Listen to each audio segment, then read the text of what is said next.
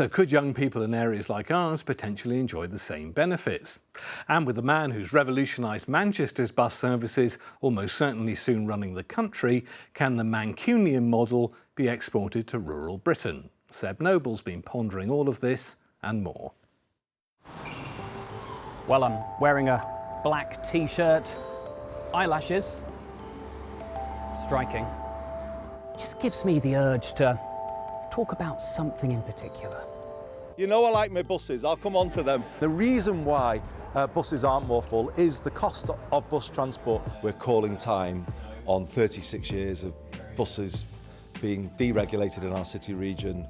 Well, you may have noticed the man set to be our next Prime Minister's a bit of a fan of buses. As Mayor of Greater Manchester, Andy Burnham took them back under public control, and he says that's almost a template for what he wants to do over the whole country as PM. But when it comes to improving bus services here in the South West, just how easy will it be to set the wheels in motion? The scale of that challenge was laid bare at Westminster this week.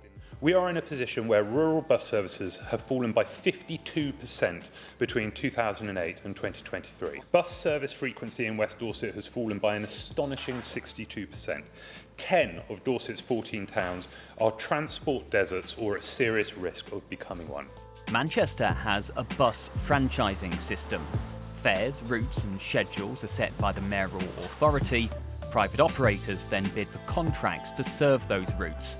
It's subsidised by hundreds of millions of pounds of cash from government. But could something similar work in a more rural area like here in Cornwall? Well, that's what the council has been investigating. There are bits of Cornwall where a commercial service works, where you've got slightly denser population, the distances are smaller. You get much up further than here where we are in Bodmin today into North and East Cornwall, it is a lot harder, and those are the areas where we need subsidy to provide a bus service. If franchising isn't the way forward, then even just a bit more resource from government to allow us to build on the network we've already got would be great. Manchester's system also provides free travel for 16 to 18-year-olds. These Truro teenagers face paying for the bus when they start college this autumn.